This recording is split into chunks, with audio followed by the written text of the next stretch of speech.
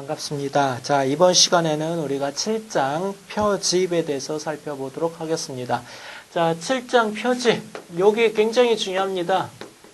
자, 우리가 저번 시간에 배웠던 영역도 중요하고 계속 중요한 영역을 배우고 있어요. 자, 표집 하면은 추출, 표집, 표본 추출 방법, 이 추출 방법도 중요하게 알아두셔야 됩니다. 자, 우리가 먼저 그 표집이라는 개념이 왜 필요한가? 자, 표집이 왜 필요할까요? 표집 뭐에 관한 거예요? 네, 대상자. 그죠? 이번에는 저번에 봤던 설문조사 그 측정에 대한 도구에 대한 얘기를 했다면, 이거는 표집 보면은 대상자를 어떻게 뽑을 것인가? 대상자, 연구 대상자. 그죠? 연구 대상자에 대한 부분으로 우리가 좀 이해를 하시면 되겠습니다. 자, 우리가 연구할 때, 여러분들은, 자, 연구할 때 모든 사람을 연구를 하기를 원하죠. 그렇죠? 연구 대상자의 모든 사람을 연구한다. 자, 이거를 우리가 전수조사라고 해요. 전수조사. 자, 근데, 연구 대상 모든 사람을 조사하는 걸 전수조사라고 하는데, 근데 우리가 실질적으로, 연구할 때 모든 대상을 연구할 수 있을까? 가능할까요? 불가능할까요?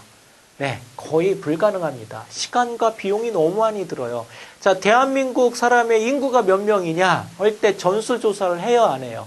하죠. 그래서 인구조사를 5년에 한 번씩 그저 하죠. 그럴 때는 하루아침에 할 수 있는 게 아니라 그저 전국적으로 모든 하기 때문에 시간도 몇 개월 걸리고요. 그저 비용도 그 수많은 사람들을 동원해서 하기 때문에 어마어마한 들어요. 그래서 우리가 실질적으로 연구할 때는 이런 식으로 특성 있는 어떤 그 인구조사라든가 이거 외에는 모든 연구는 다 이 전수조사가 불가능하다라고 볼 수가 있습니다. 그래서 우리가 이 전수조사가 불가능하기 때문에 이 모집단에서, 자, 모집단이 뭐예요? 모집단. 우리가 이 교재 보면 이제 뒤에 보면은 이 개념들이 쭉 나오는데 한꺼번에 설명을 드리도록 하겠습니다. 그래서 여러분이 좀 참고를 하시고요. 모든 연구 대상자를 우리가 연구하고자 하는 모든 연구 대상자를 모집단이라고 보시면 돼요. 그죠? 모집단.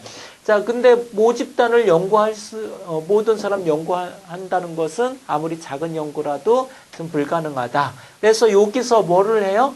모집단에서 연구할 대상자를 뽑아내요, 이렇게. 그래서 이렇게 뽑아내면은, 그죠? 여기 연구 대상이 10,000명이다. 그죠? 그러면은 여기서 100명을 뽑아냈다. 그러면 이게 뭐냐면은 연구 대상이 되죠. 그래서 이 연구 대상을 우리가 명칭을 뭐라고 해요? 표본이다. 라고 합니다. 연구의 전체 집단을 모집단이라면 거기서, 그죠? 연구하고자 하는, 대상을 이렇게 뽑아내는 게 표본. 그래서 이거를 표본이라고 하고요. 이렇게 뽑아내는 방법을 뭐라고 하냐면 추출이라고 해요. 추출. 그렇죠? 표본을 뽑아낸다 해서 추출. 자, 이거를 표본 추출하는 게 그죠? 그래서 이거를 우리가 다른 말로 표집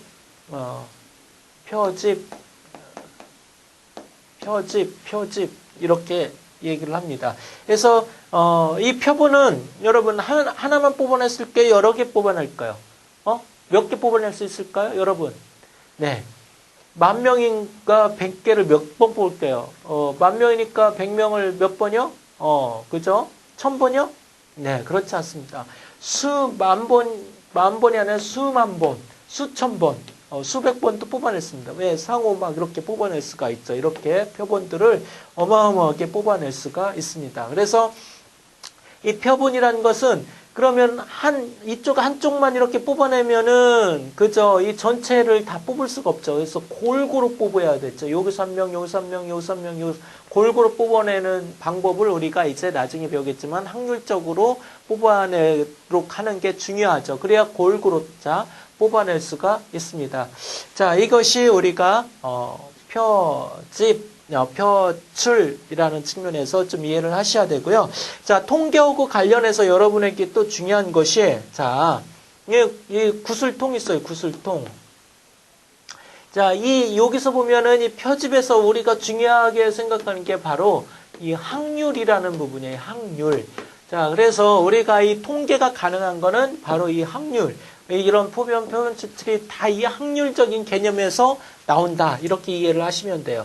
자, 여기에 구슬이 100개가 있어요. 자, 구슬 100개가 있는데 종류가, 세 가지 종류가 있어요. 빨간 구슬이, 빨간 구슬이 50개 있고요. 노란 구슬이 30개 있고요. 흰 구슬이 20개 있어요. 자, 이 통 안에 이렇게 있고, 근데 이 통 안에는 이 구슬들이 색깔이 이렇게 있는데, 이 밖에 있는 사람은 몰라요. 그래서 내가 이 통 안에 구슬을 몇 개 있는, 어떤 종류가 있는지를 뽑아내기 위해서, 다 뽑으면 시간이 많이 걸리죠. 그래서 몇 개만, 10개만 딱 뽑아내요. 그래서 10개. 자, 10개를 이렇게 주번에 딱 넣고 뽑았더니, 빨간 개가 5개, 그죠? 노란 개가 3개, 흰 공이 2개, 이렇게 해서 10개를 뽑아냈다. 그래서, 이걸 확률적으로 보니까 어떻게 돼요? 이 개수에 대해서 확률적으로 이렇게 뽑히다라는 거죠. 이게 바로 확률이에요. 굉장히 신기하죠. 여러분 실제로 해보시죠. 이렇게 뽑히나. 물론 약간의 차이가 있죠. 근데 거의 확률적으로 이렇게 뽑힌다. 그래서 이걸 가지고 이런 부분에서 우리가 연구를 할 수가 있다는 측면을 이해를 하시면 되겠습니다. 자, 그래서 이런 이제 표집의 장점이 이거라는 거죠. 그래서 전수조사는 시간이 많이 걸리죠. 근데 경제적이다, 신속하다. 그다음에 이제 정확성이 있겠다. 뭐 응답률, 뭐 신뢰수 이런 것들이 관련돼 있는 표본하고 표집 방법을 관련된 내용들이다라는 측면에서 이해를 하시면 되겠고요. 자, 그다음에 이제 여기 보면 또 한 가지 중요한 것이 뭐가 있냐면은, 여기 보면은 여러분이 모집단, 모수치, 모수 뭐 이런 내용들이 나오는데, 모집단하고 표집하고 표본이라는 개념을 이해를 하셨죠. 자, 그러면은 모수치, 통계치 이런 것들이 뭐냐라는 측면을 또 이해하실 필요가 있어요. 그래서 제가 한꺼번에 요약 정리를 해드리겠습니다. 자, 모집단 있어요. 그죠? 모집단이 뭐라고요? 우리가 연구하고자 하는 대상의 전체 집단을 모집단이다. 그죠? 자, 그래서 이 모집단에서 전부를 조사하면 우리가 이거를 그죠? 전수조사라고 해요. 전수조사. 전수조사는 시간이 많이 걸리겠죠. 그죠? 근데 시간이 많이 걸리고 비용도 많이 들어가니까 우리가 전수조사를 못하고 그래서 샘플을 뽑는다. 그래서 샘플을 이제 표본이라고 하죠. 이렇게 추출하는 방법을 그죠? 표집이라고 하고요. 표본 추출, 표집.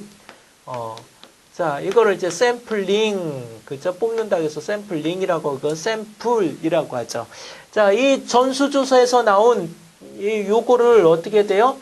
자, 여기 노인을 대상으로 한다. 대한민국 노인이다 하면 이게, 전수조사에서. 대한민국 노인이 2,000명이다. 2,000만 명이다.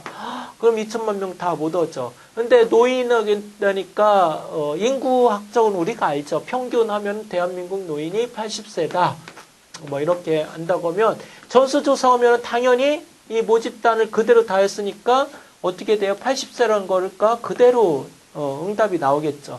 근데 실질적으로 이거랑 이렇게 될까요? 요게 모집단 했다고 전수조사에서 오류가 없다. 오류가 없다고 생각하는 건. 우리가 모집단이 실질적으로는 80세예요. 그러면 전수조사를 한다고 하면 80세라는 게 정확하게 나올까요? 평균 80세라는 게 나올까요? 나온다고 하는 분. 아니다, 안 나온다고 하는 분. 네. 네. 반반이네, 반반. 네. 나올까요, 안 나올까요?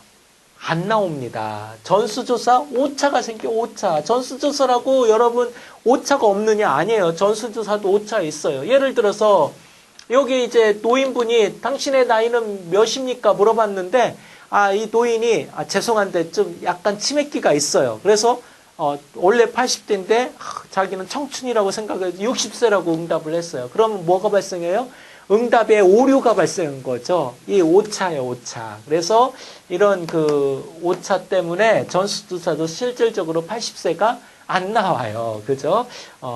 완벽한 부분이 그렇다는 거죠. 자, 그래서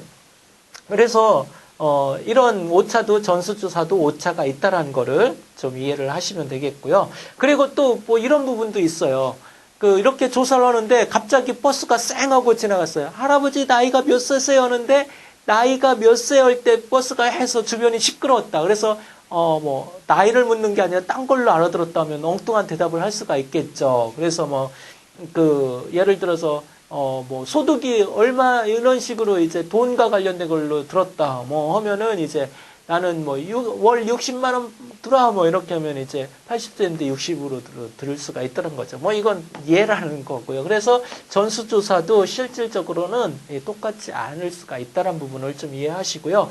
그래서 이 80세, 그죠? 모집된 특성을 그대로 나타나는 이 전수조사에서 조사된 이 특징, 그죠? 이 집단의 전수조사의 특징을 우리가 모수의 특징을 반영했다고 해가지고 이거를 우리가 모수라고 합니다. 모수. 자, 모수는 뭐라고요? 전수조사를 해서 모집단의 특징을 말하는 것이 뭐라고요? 모수다. 이것 중에요. 모수. 자, 그 다음에 표본은 자, 여기 80세 2천만에서 100명만 뽑아냈다. 그럼 여기 60세 노인, 뭐, 충청대사는 이렇게 골골 해가지고 100명을 뽑았다. 그래서 이 사람들의 연령을 평균을 내봤어요. 그랬더니, 신기하게도 80세가 나왔어요. 그죠? 근데 이제 80세 거의 안 나오겠죠. 한, 78세가 나왔다.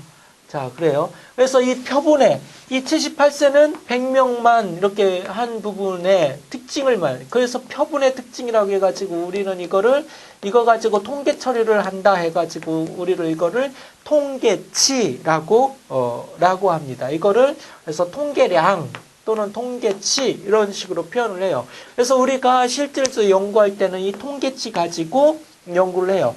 그래가지고, 이 통계치 가지고 대한민국 노인의 평균 나이를 보니까 78세다라고 하면 어떻게 돼요? 이걸 가지고 이렇게 모수를 측정을 해요. 모수를 어떻게 추정을 하는 거죠. 추정. 그래가지고 이게 표본이 78세니까 대한민국 노인들이 뭐다? 78세다. 이런 식으로 추정을 하게 됩니다. 근데 이 통계치하고 모수는 차이가 있어요, 없어요? 당연히 있죠. 그죠? 이 샘플은, 여기서는 샘플을 추출할 때 오차가 발생을 해요. 그래서 이거를 우리가 무슨 오차? 네, 이거를 우리는 오차가 발생한다. 오차. 여기도 오차가 발생했죠. 그래서 이거를 이제 여기서 이 오차가, 그래서 이거를 표본에서 오차가 발생한다 해서 표본 오차, 라고 얘기를 합니다. 그죠? 오차. 표본 오차. 자, 그러면 여기도 오차가 발생했죠. 근데 이 오차는 뭐와 관련된 거예요? 측정을 하면서 잘못된, 측정 도구가 잘못될 수도 있고요. 조사를 하면서 잘못될 수도 있죠. 그래서 이런 측정 도구와 관련된 오차를 우리가 저번 시간에 말했던 체계적 오차다, 그죠? 비체계적 오차다, 이런 그 표현으로 쓴다고 하면 표집 오차는 이 통계치하고 모수하고 표본에서 나온 그 차이, 그죠? 요거를 우리가 표집 오차다, 표본 오차다, 이런 식으로 얘기를 하면 되겠습니다. 자, 그래서 여기 보면은 그죠? 모수치, 그죠? 뭐 표본, 뭐 여러 가지 내용들이 나왔는데, 이거를 제가 한마디로 이렇게 그 표현을 했습니다. 그래서 요 관계. 자, 그럼 여기서 그 표현 설명이 안 된 게 뭐가 있죠? 그죠? 표집 단위 뭐요? 표집 틀인데, 표집 틀.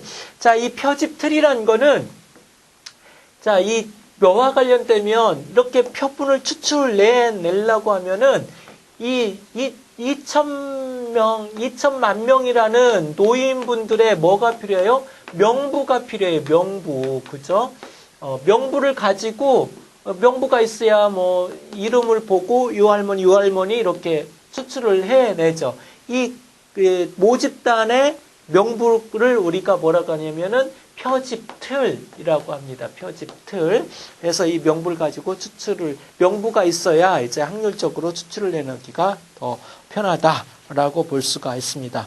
자, 이런 부분에서 여러분이 명칭을 명확하게 이해를 하셔야 됩니다. 특히 이 오차의 표본 오차라든가 통계치, 모수는 모집과 관련된 특성을 반영하고 통계치는 우리가 연구하는 표본과 관련된 부분이다라는 측면에서 얘기를 해야 됩니다. 그래서 또 중요한 거는 표본이란 것은 결국 그죠? 얼마나 이 확률적으로 골고루 뽑아내느냐. 그래서 이거 표본은 뭐가 있어야 돼요? 대표성이 있어야 된다. 이 대표성이란 말이 시험에 아주 많이 나와요. 대표성이 있다는 거는 이 모집단을 대표해야 되는데, 자, 우리가 평균이 78세로 나왔는데 실질적으로 이 대표성을 얻게 막 임의적으로 한 어떤 부분에서만 이렇게 뽑아낸다라고 하면은 그죠? 이 골고루 뽑아내지 않고 어떤 영역에서만 뽑아낸다면은 그죠? 여기에 이제 대표성이 결여가 되는 거죠. 그러면은 대표성이 결여가 된다면 이 추정할 때 오차가 굉장히 많이 발생을 해요. 그래서 우리가 이 표본은 대표성이 있어야 된다. 이 대표성이 있을 때 우리를 이렇게 이 표본을 가지고 모수로 추정하는 일반화시키는 작업을 합니다. 그래서 통계치가 78세니까 대한민국 노인들이 78세다 모수를 이렇게 추정할 때 일반화가 가능해요. 근데 대표성이 없으면 일반화가 불가능하겠죠. 즉 이걸 가지고 연구를 가지고 이렇게 적용시킬 때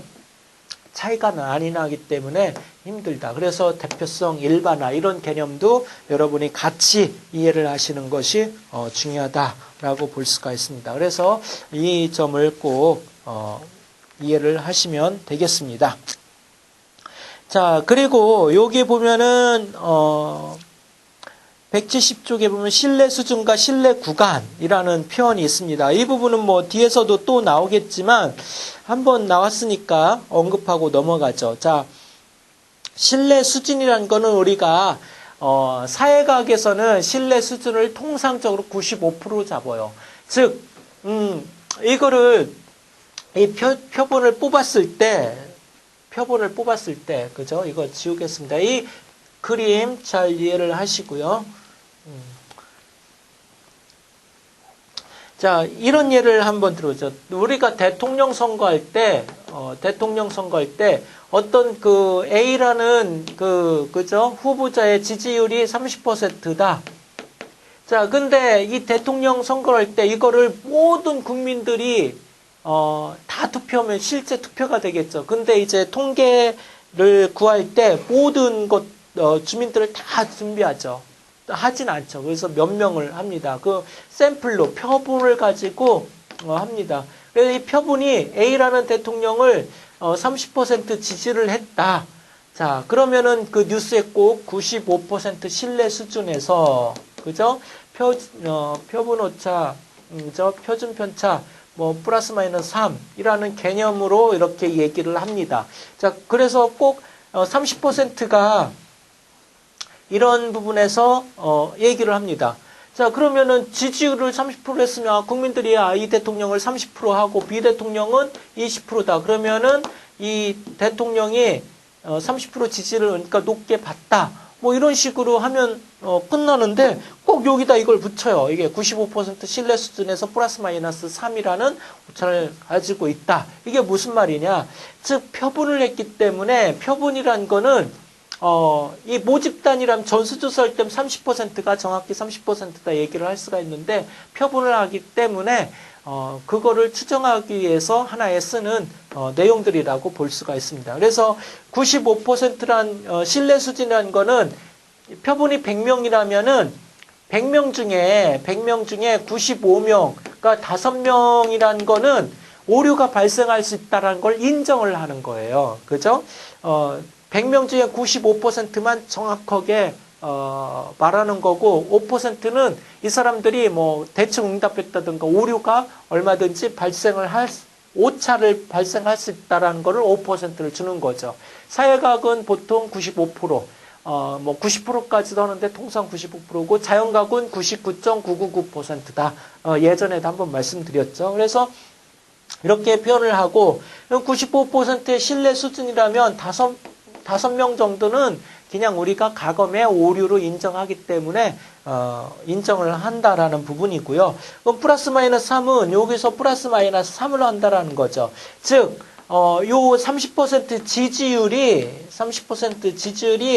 플러스 마이너스 3의 어떤 그 차이가 있다. 그러면은 마이너스 3 오면 27이고요.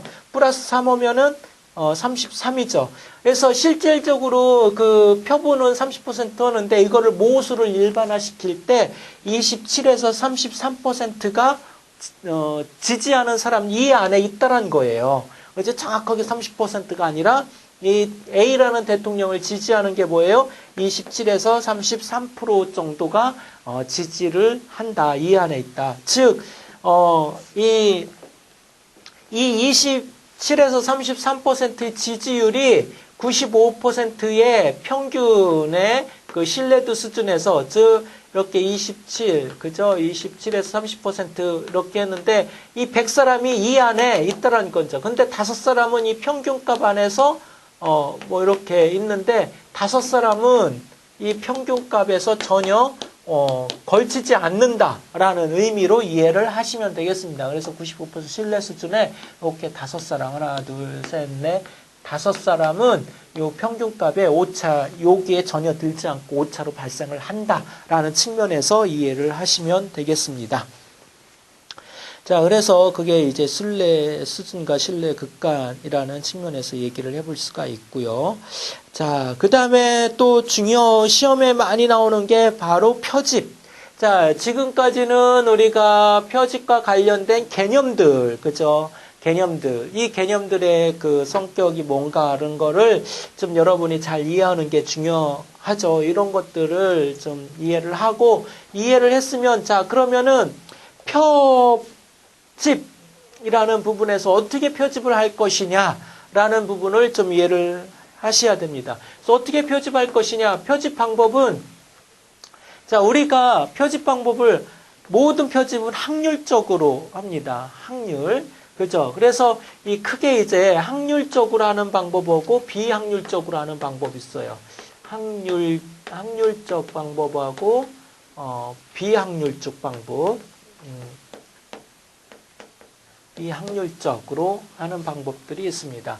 그래서 이 확률적이라는 거는 이 대표성을 그만큼 많이 내포할 수 있는 방법이 확률적이 있고요. 대표성을 가지지 않는 방법들이 비확률적 방법이다. 그래서 우리가 되도록이면 확률적 방법으로 하는 게 좋겠죠. 근데 이제 그렇다고 꼭 모든 연구를 확률적으로 할 수 있느냐? 그렇지 않은 경우도 있습니다. 그럴 때는 비확률적으로 해야 된다라는 측면에서 얘기를 하면 되겠습니다. 그래서 거기 보면은 확률적 표집 방법과 비확률적 표집 방법에 그죠? 비교가 있습니다. 그래서 이것도 뭐 이해를 하시면 되겠습니다.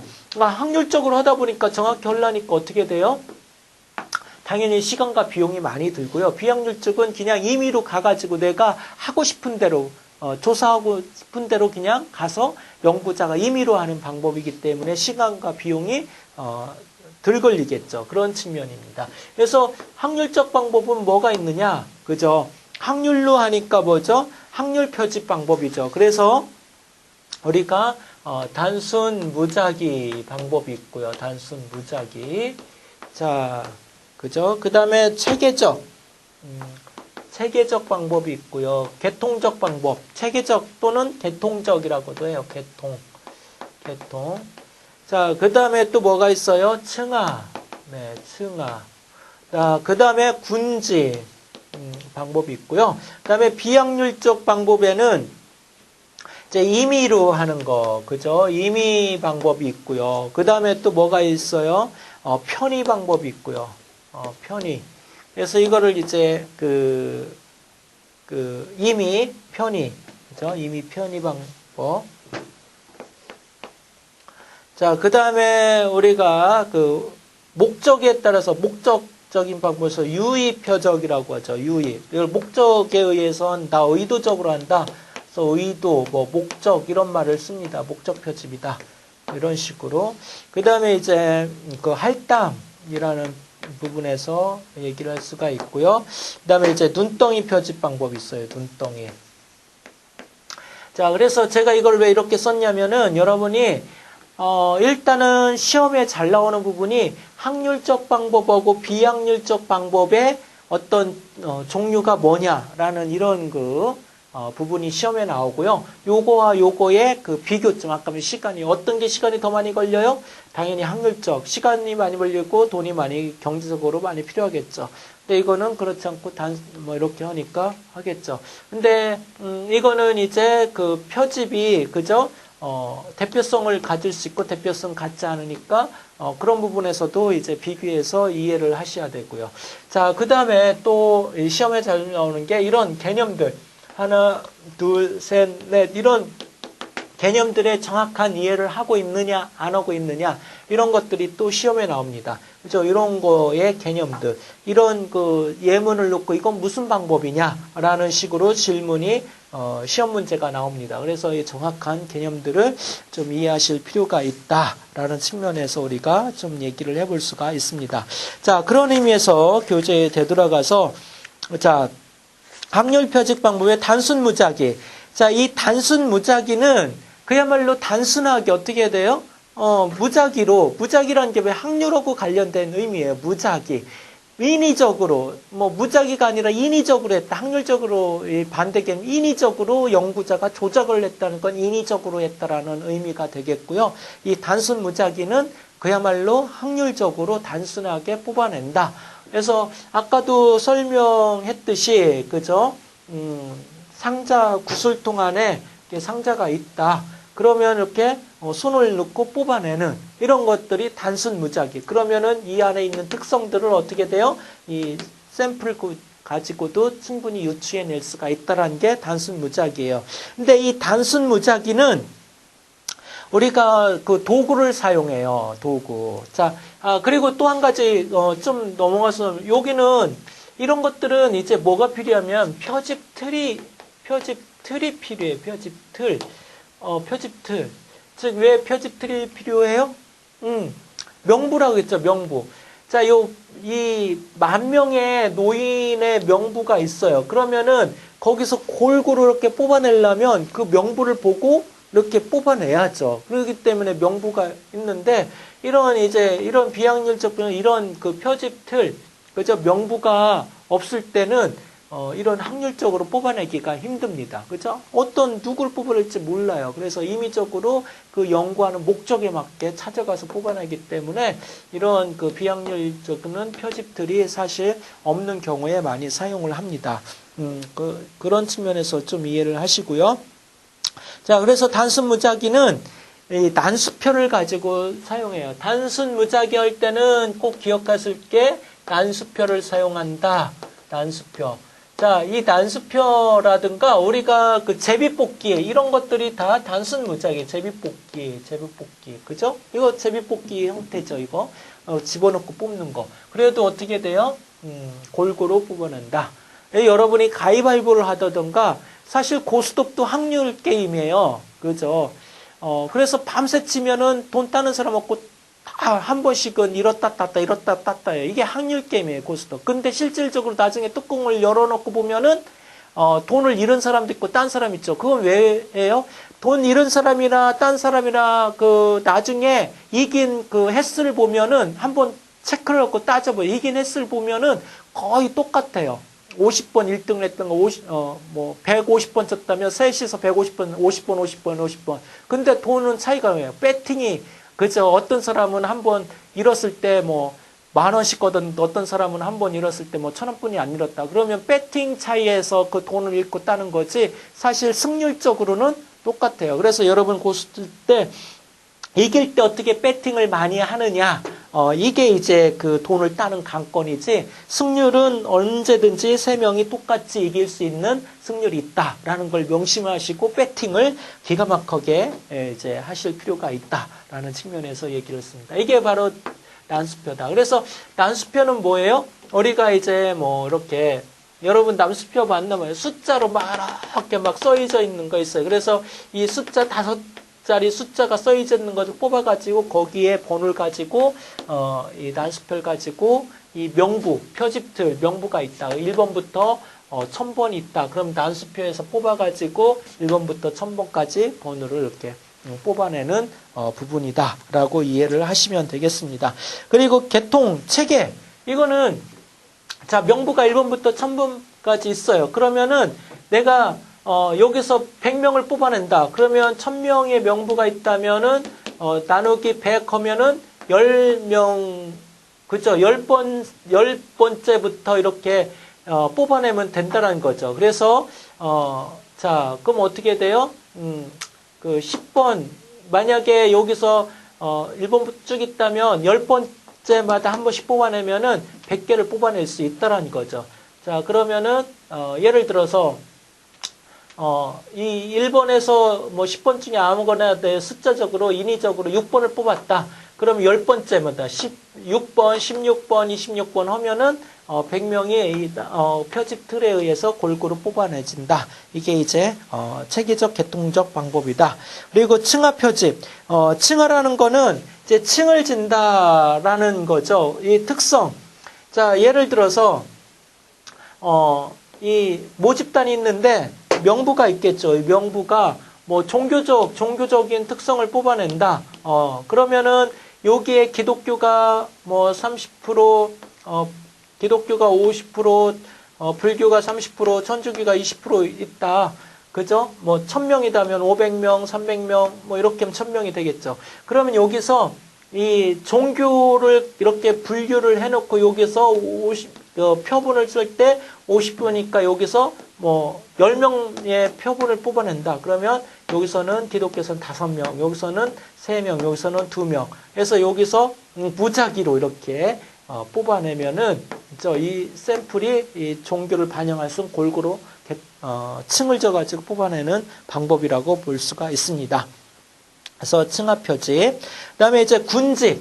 군집은 이제 워낙 강대한 뭐 대한민국의 노인들을 이렇게 뽑아낸다. 그러면은 막 지역별로 서울 지역 이렇게 있으면 지역별 노인들 특성을 고려해가지고 여기서 또 서울시는 군이 몇 개 있죠. 그 군에서 또 뽑아내. 군은 또 어떻게 돼요? 구 이렇게 줄여나가면서 나중에 각 서울시는 구가 2개가 뽑혔다. 여기는 하나가 뽑혔다. 경기도도 하나 뽑혔다 하면은 인구 비례해가지고 여기서 어떻게 돼요? 또 확률적으로 표집을 하는 겁니다. 그러면 이렇게 어떻게 되죠? 각 전국에서 골고루 대상자들이 뽑혀날 수 있는 방법이라고 볼 수가 있습니다. 자, 그래서 이런 그 방법들에 대한 특성들 제가 시간이 없어서 다 설명을 못 드리는데 여러분이 그런 표집 방법의 특징 이런 것들이 시험에 잘 나오니까 여러분 꼭 준비를 해 두시기 공부를 꼭 하시기 바랍니다. 자, 그다음에 그 비확률적 표집 방법. 자, 비확률적 표집 방법은 이제 임의 표집 방법이 있어요. 자, 이런 그 표집틀이 없을 경우 그죠? 이렇게 체계적이라든가 난수표도 없고 명부가 없기 때문에 활용할 수가 없죠. 그러면은 어떻게 해야 돼요? 내가 연구하고자 하는 그 대상자들의 특정 지역에 가가지고 지나가는 사람들한테 그죠? 그거에 대해서 물어보고 설문을 하는 겁니다. 이게 임의적인 그 표집 방법이 가장 쉽고 그다음에 또 어느 때 많이 쓰냐? 여러분이 이제 텔레비 같은 데에서 그죠? 어떤 토론을 할 때 지역에 리포트가 나가가지고 어떡하죠? 그 거리에 지나다는 사람한테 그거에 대해서 질문을 해요. 이게 바로 어떤 특정 지역, 특정 거리에 나가가지고 특정 시간대에 그 지나가는 사람한테 물어보는 이런 것이 임의적인 표집 방법이다. 라고 볼 수가 있습니다. 그래서 모든 표집 방법에서 가장 시간과 비용이 효율적으로 가장 저렴하게 할 수 있는 방법이 이 방법이라고 볼 수가 있죠. 그 다음에 이제 두 번째로 이제 유의표적. 유의란 건 purposive죠. 그 목적적으로 어떤 목적을 가지고 연구하는 그 대상자만 특정 대상자만 딱 집어가지고 그 대상을 중심으로 연구하는, 그래서 의도적이다, 유의적이다, 목적적이다 이런 식으로 표현을 합니다. 즉 예를 들어서 우리가 비행 청소년에 대해서 연구를 하고 싶다. 그럼 비행 청소년을 연구하고 싶은데 확률적으로 하면은 대한민국의 청소년들을 다 이렇게 뽑아서 비행주가 어떠냐 뭐 이렇게 물어보면 사실 거기에는 비행 청소년이 많이 있지 않죠. 그래서 우리가 특히 비행 청소년만 연구하고 싶다면 비행 청소년 대상이 있는 지역에 가가지고 그 비행 대상만 특정하게 이렇게 뽑아내서 연구를 하는 거죠. 그죠? 어떤 특정 목적을 가지고 그 대상만 집어서 하는 것이라고 볼 수가 있습니다. 그래서 예를 들어서 청소년 문제에 관련돼 있으니까, 범죄 집단 있는, 라든가, 그런 교도소라든가, 아니면 청소년, 보호감호라든가, 이런 데 가가지고, 그런 그 비행과 관련된 학생들에게 그런 것들을 물어보면 훨씬 더 쉽게 접근을 할 수가 있죠. 그 연구에 맞춰서 할 수가 있죠. 그래서 이거를 의도적 유의 표집이다. 근데 이제 그 어떤 특정 감호수다 하면은 그 감호수가 모든 감호수를 다 포함한 건 아니겠죠. 그렇기 때문에 대표성이 없다라는 측면에서 비확률 방법이다라고 얘기를 합니다. 그 다음에 할당. 자, 할당 표집은 아까 우리가 이 층하 표집하고 똑같은 방법을 써요. 자, 이런 식으로 종교다. 똑같이 한다. 그러면은 이렇게 층을 치는 것을 우리가 층하라고 했는데 할당도 이런 식으로 층을 져가지고 해요. 근데 여기서 이렇게 50명 중에서 5명을 뽑는데 이거를 무작위로 뽑아요. 층하는 뭘로? 무작위로 뽑아, 무작위. 자, 근데 할당은 무작위로 뽑는 게 아니라 50명 중에서 내가 아는 사람, 특히 연구하기 편한 사람만 이렇게 집어가지고, 이 50명에서 골고루 뽑는 게 아니라, 내가 너를 아니까 너하고 너 관련된 사람 누구냐 해가지고 연구하기 편한 그 대상 잡기가 편한 사람을 이렇게 인위적으로 뽑는다. 이럴 거를 우리가 할당 표집이다라고 얘기를 합니다. 자, 그래서 이런 부분에서 우리가 좀 그 층하하고 할당하고 차이점을 좀 이해하시면서 확률이나 비확률이라는 것을 이해를 하시면 되겠습니다. 그다음에 눈덩이 표집. 이 눈덩이는 자, 여러분 어렸을 때 시골에서 거기서 잘 한 분은 잘 알 것이요. 눈을 굴리면 어떻게 하죠? 눈덩이가 점점점 굴면서 늘어나죠.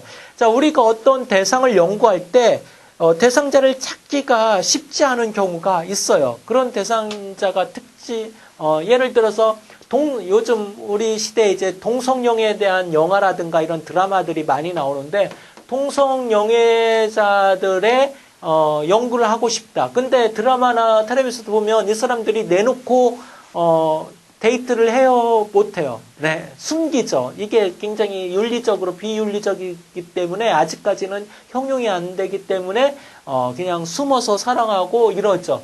그럴 경우 이런 사람들의 특성이라든가 어떤 거에 대해서 연구를 하고 싶다. 대상자를 확률적으로 하면 이렇게 되겠어요? 안 되겠어요? 거의 그죠. 100명 중에 이 동성연애자가 한두 명 있을까 말까 확률적으로 뽑아내기가 힘들죠. 그랬을 경우는 이 동성연애자를 내가 어떤 사람한테 한 사람을 소개받았다. 자, 그러면은 이 사람한테 너 말고 또 동성연애자 딴 사람을 세 사람을 소개시켜 달라. 그리고 이 세 사람이 돼 있으면 또 너한테 이 사람 세 사람 이 사람 세 사람 먹고 세 사람이 아니라 뭐 또 알고 있는 사람 모든 사람을 소개시키려면 어떻게 돼요? 이 사람이 또 알고서면 이렇게 점점점 막 엄청나게 늘어나겠죠. 어떻게 보면 이게 다단계 같네요. 다단계. 그래서 눈덩이처럼 이렇게 불어난다. 그래서 한 사람을 알아가지고 계속 소개시켜가지고 샘플을 찾아내면서 조사해 나가는 방법이 바로 눈덩이 표집 방법이다라고 이해를 하시면 되겠습니다. 그렇기 때문에 이것도 모든 그 동성애자를 확률적으로 뽑아내는 게 아니라 관련된 사람들만 이렇게 하죠. 그렇기 때문에 모든 동성애자의 생각과 반영을 할 수가 있어요, 없어요? 대표성이 없다는 거죠. 그래서 비확률적 방법이다. 그래서 이런 그 방법의 차이점을 여러분이 이해를 하시면 되겠습니다. 자, 그리고 이제 대표성과 표본의 크기, 이거는 앞에서 설명드렸으니까 뭐 더 이상 설명을 안 드리겠고요. 그죠? 대표성이 있어야 된다. 확률적으로 뽑아냈을 때 그 모집단의 특성을 골고루 가지고 있어야 된다. 이것이 대표성이라고 볼 수가 있습니다. 그리고 표본의 크기. 이 표본의 크기는 모집단의 특성을 반영하는데 굉장히 중요해요. 예를 들어서 만 명, 노인 인구의 2천만이다. 근데 표본이, 예를 들어서 모집단 2천만인데, 표본이 점점 커지면 어떻게 돼요? 2천만에 가까워지면 전수조사가 되겠죠. 그러면은 표본 오차는 줄어들지만은 어떻게 보면 표집 오차는 커진다고 볼 수가 있습니다. 그죠? 그래서 이 크기가 상당히 그 오차하고 관련된 부분에서 여러분이 좀 이해를 하시면 되겠습니다. 그래서 그 대표성, 표본의 크기, 오차 이런 부분을 제가 설명하고 연결돼서 좀 이해를 해 주시면 되겠습니다. 지금 오늘 배운 것이 개념상으로 상호 연관돼서 시험에 굉장히 많이 나온다. 그리고 제가 시간 관계상 다 미처 설명드리지 못한 것은 여러분이 어떻게 돼요? 네. 좀 책을 보고 또 더 궁금한 거는 중요한 부분이니까 언제든지 나중에 저한테 이제 뭐 여러 가지 경로를 통해 가지고 질문하시면 좀 더 자세히 개인적으로 답변을 드리도록 하겠습니다. 자, 오늘은 이걸로 마치도록 하겠습니다. 수고하셨습니다.